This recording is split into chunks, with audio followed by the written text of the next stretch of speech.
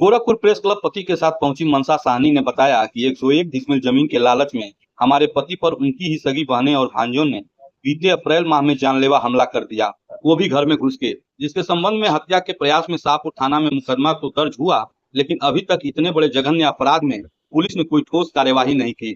जमीन के विवाद को लेकर हमारे पति इकलौते हैं, उनकी तीनों बहनें और नंदोई मिल करके हमारे पति पे जानलेवा हमला करवाए हैं, जिससे हम लोग अपना घर छोड़ के अभी तक घर में नहीं रह रहे हैं, भय बना हुआ है। और सुभाष चंद्र पांडे द्वारा जयनाथ साहनी, भोला साहनी, प्रीतम निषाद, लक्ष्य निषाद, यश निषाद, अनिल राजभर का नाम हटा करके अन्य लड़कों का नाम डाला गया, जिससे हमको कोई मतलब नहीं है, जिन्हें हम जानते भी नहीं हैं। हमारे पति की मृत्यु के बाद किन्हें प्रॉफिट होगी? उनके बहनोइयों को और उनकी बहनों को, जिससे वो लगातार हम लोगों पे जानलेवा हमला करवाते रहते हैं। अगर हमारे पति को कुछ हो जाता है तो इसके जिम्मेदार जयनाथ साहनी, भोला साहनी, प्रीतम निषाद हैं। 5 अप्रैल की रात को 10:15 बजे के लगभग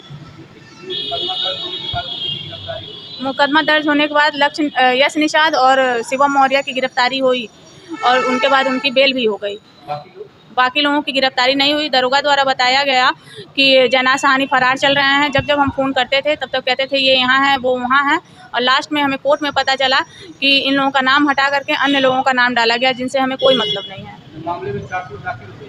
जी नहीं, उस दिन दाखिल किए थे, बेल वाले दिन लगाए थे सरकारी वकील के पास, सुभाष चंद्र पांडे। उसी में हमने अपने हस्बैंड का बयान पढ़ा और मेरे हस्बैंड भी पढ़े कि उसमें इनका बयान बदल दिया गया है दरोगा सुभाष चंद्र पांडे द्वारा। बयान अन्य लड़कों का नाम डाला गया है और जयनाथ साहनी, भोला साहनी, प्रीतम साहनी का नाम उनका कहना है कि हेमंत ने नहीं दर्ज कराया, वो मनसा साहनी ने लिखवाया है।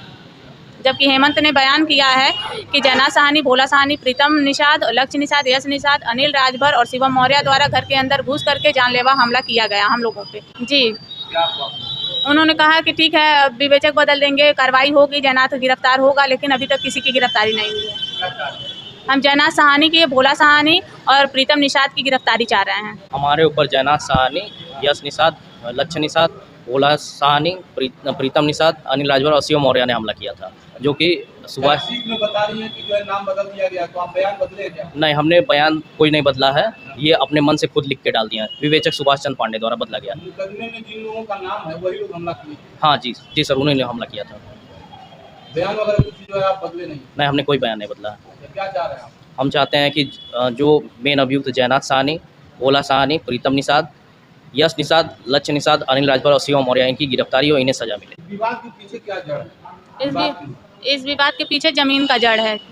जब मेरी जो ननद है तीनों, वो चाहती हैं कि पूरी 101 डिसमिल ज़मीन है मेन मौके रोड पे, और वो चाहती हैं कि हेमंत की मृत्यु के बाद वो ज़मीन उनकी हो जाए।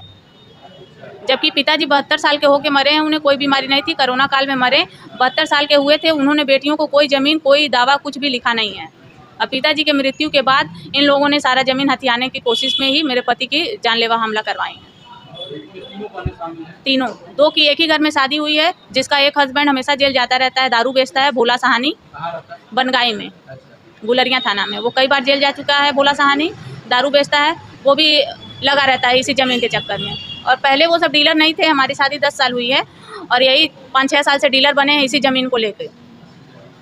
हाँ, वरना ये सब गुड़ महुआ बेचते थे बनगाई में और दारू बेचते थे। कच्ची दारू के चक्कर में भोला साहनी कई बार जेल जा चुका है।